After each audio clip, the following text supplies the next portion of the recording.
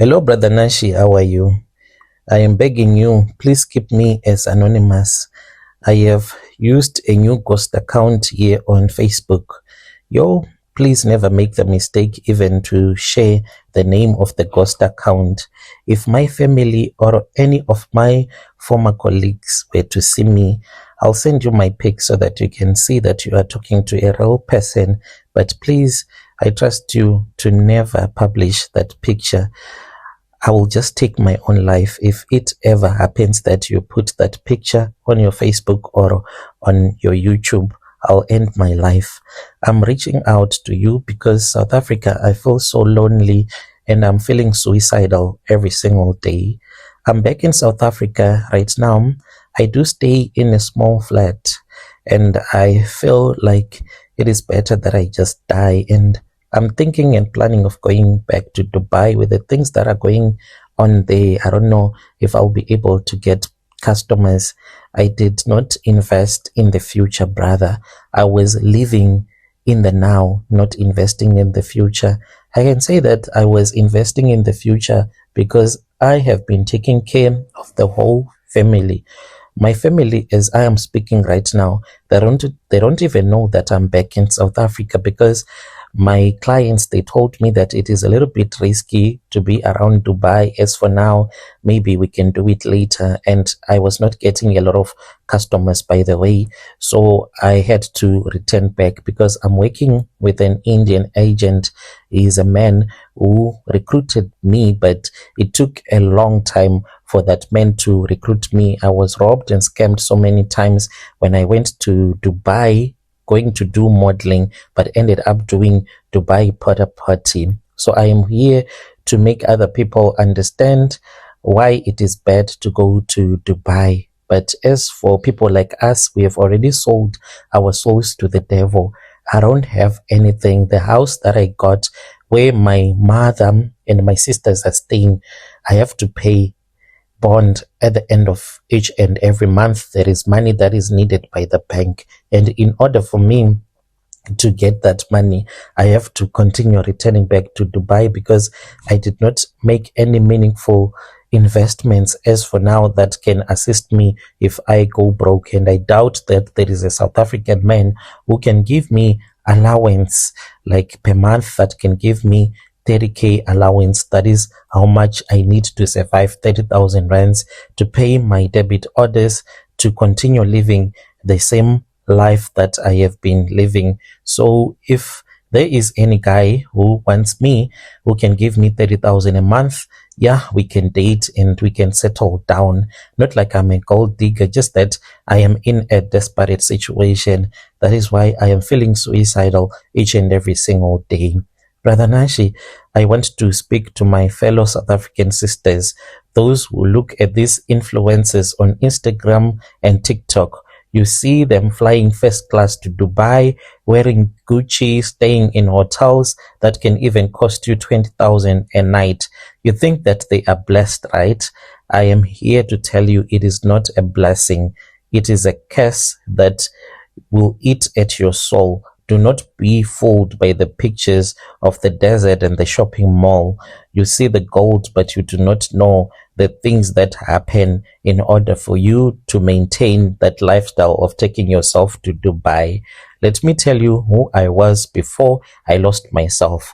I was a normal girl. I was raised in a decent home. I worked at Netbank for 7 good years. I started as a teller and worked my way up. I had a stable job. I had my medical aid, my provident fund, and I had a small white polo, and I was okay to pay off my debt. I was living a decent life in Midrand, so I will say my mother, she was happy. You know, when you have done good and you have your daughter that is also doing good, you will boast about your daughter, saying that your daughter was a banker. But you know how it is, Brother Nashi. You sit at your desk, you open your phone during lunch, you see your friends, girls you went to school with, they are suddenly living like millionaires. One day they are in Cape Town, the next day they are in Dubai. They are wearing clothes. If you see the clothes that they are wearing, 15,000, carrying bags that cost more than 40k. I started feeling like sitting at a desk at Netbank was a waste of my money and my beauty. That is the bad thing about greed. Greed is demonic, it is satanic, and it is evil. To others, working at a bank like Netbank, it is okay. You have a stable income that you know that at the end of the day, you are always going to have this stable income. But once the devil comes into your life and he gives you this greed, you no longer see that stable job as something that is nice. You see yourself as if you are being used and you deserve something better. The devil will always make you think that you deserve something far much more better.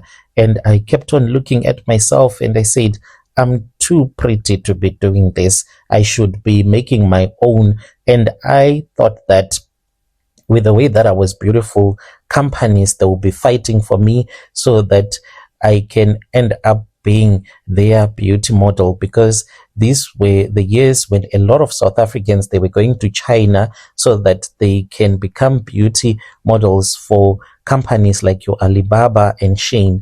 It was a trend that was happening at that time. Most of the pictures that you see online where there are these clothing stores, some of the black women wearing clothes, when you choose the type of clothes, most of them, they are South Africans that migrated to China to start working as beauty models. I knew about that trend and I was following a lot of South Africans and Nigerian women that had gone to China for the beauty modeling thing, and I had done it since I was still in high school, university. I was doing it. So I wanted to be like that. I wanted to go there to work so that I can have money. And this was like a hope of me stop working this kind of a job that I was ungrateful for. One day, that was when I got a DM. I'll say that it was just a woman who was called Chloe. That was not her real name. And she was looking for South Africans, but she wanted to do a short list of South Africans that she could find, and those that wanted to do international modeling. She said, I've looked at you because I was following her. I would always say, please give me an opportunity, plug me, because she kept on talking about those that were making it in China, that were international models. And when I said, please plug me, she said that she went to my profile and she saw that she wanted me to be on her team and she was going to shortlist me. I said, okay, it's fine. We then started talking. She asked me and she asked for my CV. And when she saw that I had a degree, I went to university, she was very interested in me. We talked about 2 months. And when you have been talking with a recruiter for 2 months, you think that you are okay, you can trust that recruiter. And she sent me pictures of other South African girls that she had helped, and she also included me into a WhatsApp group. So we were talking, other South Africans that were there. Some of the things, they were legit. To tell you the truth, some of the modeling thing, it is legit. And if you go there, you will enjoy life. So I resigned from my job at Netbank after 7 years of building my career. Even my manager called me into his office and said, are you sure that you want to resign? Because you have a bright future. I just laughed in my head and I said, bright future, my foot. I thought that I was going to be a superstar. I sold my polo, got a passport, and took out my provident fund and bought a one-way ticket to Dubai. My brother, I did not know that life was going to slap the hell out of me when I was now in Dubai. When I landed in Dubai, I was going to get scammed. Chloe was not there. There were 3 other girls. These girls, none of them were South African.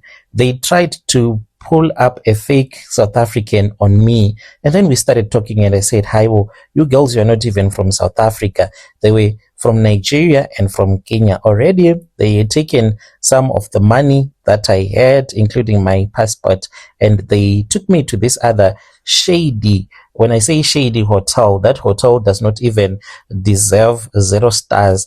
It deserves no star at all. It was just a shady hotel. We stayed there. These girls, they were even open about it. They would go online on some websites there in Dubai where you can sell your body to different men. So they would be men that would come and pick them up, and they would go and they would sleep with those men.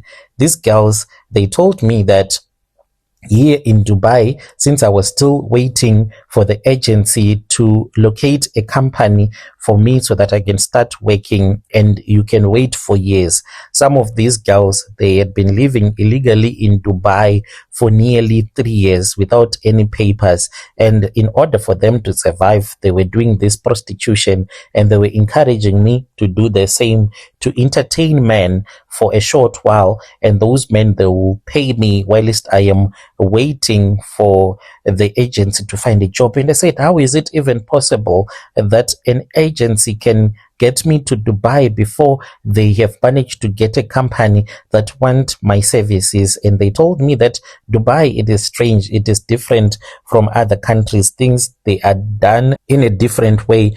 All that I was supposed to do was to make sure that I just do what those women wanted me to do, and everything was going to be okay. They told me that the worst mistake that I can make in Dubai is try to call the police. Since I was in a foreign country, I just felt scared, and I did whatever these people wanted me to do. I started prostituting myself.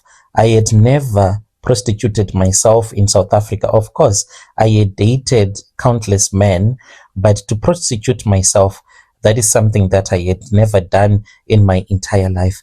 But because of the situation, I ended up doing whatever so that I can be able to survive. And I was already thinking about returning back home. But in order to return back home, I needed money. And these people, when they gave me the amount that I was supposed to pay each and every month, the monthly rentals, in order for me to stay there, I saw that I was going to get stuck in Dubai for a very long time. So I did whatever that I had to do. Back home, I was lying to the family that I was doing modeling work, because they told me that Dubai, it is very dangerous. You can even get killed. So in my mind, I just told myself that I was supposed to just survive. The first time around, I did not do any porta potty. I was just surviving, selling my body to Arab men as well as other men that were from Africa that went there to work doing general labor jobs. So they always want these prostitutes from Africa so that they can at least release the stress. Later on, these girls, they told me about porta potty. They told me that they are these wealthy men that come to Dubai. Some of them, they are wealthy, like Germans that are very old, and they just want to experiment some of the things that they have seen on the internet, and they pay thousands of dollars to use beautiful women. They say that they get turned on from seeing a very beautiful woman, like worshipping them, licking their toes, doing things that are nasty that you will never expect a man to do to a woman that is as beautiful as I am. So, Brother Nashi, I ended up agreeing, but because of these girls, the way that they were scamming me, I refused, and I said, I'm not going to eat poop maybe for $100 because these girls, what they would do, I never handled the money. They would always handle the money. They would just give me the guys to sleep with, and then they would say, we have taken our commission. That was the first time when I got scammed, and I returned back to South Africa. When I returned back to South Africa, I saw that the money that I had made in Dubai, even though I was getting scammed, it was not the same with the person that had a job. I had managed to earn more than I was making when I was still working at Nedbank. So I stayed a little bit for 6 months, struggling again in South Africa, trying to get another job. But once you have done these things, once you've gone to Dubai, you are changed. You no longer think like the way that you used to think before. Staying in South Africa for 6 months, it was so boring because I kept on calculating how much I was losing a month, and then I returned back. I had already gotten some contacts of the Indian who then brought me back to Dubai. And as for this Indian man who finds customers for me. At least he made me to stay in a nice hotel. I wear nice clothes. I'm always in bed regularly. I just walk around just to enjoy going to the mall. But when I am in Dubai, I'm like a slave. You will always have my passport. Then when I want to return back to South Africa, you pay what they call a release fee of 50,000, but he's never violent with me. He's a good guy. He manages a lot of Indian women that goes to Dubai to work. So people, they don't even know that I'm not a top model who goes to UAE to work. No, I do have money. In our community where I comes from, there are a lot of girls that are even practicing model. When they see me, they ask me a lot of questions about modeling, what it is like to do this top modeling international business stuff, and if I want to recruit someone. But no, I don't do it. I just do my stuff all alone. And my old friends from Nedbank, when they see me, some of them, I know that they'll get jealous, but they don't know that deep down I'm suffering. It is not okay to be eating human shit at all the times. I have money, I have bought a house, and my mom is living in comfort in a gated community. But brother, I'm reaching out to you because I feel as if I am at the end of my rope. I'll say that I'm 32 years old, but I don't have a real career anymore. I can't even get a job, because where in South Africa will I be able to get a job where I can be paid 75,000 rands a month? That is how much I would want, and I will struggle to sit from 9 to 5 working. It will be very hard for me because I'm used to be working for an hour, 2 hours, then I make triple the amount that most of you can make in a week. I'm feeling so suicidal because of this. I don't have anyone to talk to. I don't want my mom to know the truth. I do not want my sisters to know the truth. I am taking my sisters' kids to the private schools, but deep down I am suffering. I'm thinking of going out for therapy, but I wanted to go for therapy without the person that is going to be assisting me knowing that this is what I do in Dubai. Please share my confession on your channel so that other people can know about this. In Dubai, anything happens, anything can happen to you. Me doing whatever that I do, it is not like there is no risk. There is risk that a client can even kill you, and if they kill you in Dubai, your story will never get heard. There are a lot of men that have money in Dubai, billionaires, that will do anything that they can so that they can hide the fact that they ended up killing you. This is my confession. When you post my story, tell me. Yo, dear listeners, right, there was a message that was sent to me by one of our dear sister. Let us speak with our dear sister in the comment section. Strange things indeed, they do happen in this world. Can you believe it? Yo, yo, yo, yo. Yeah, ne.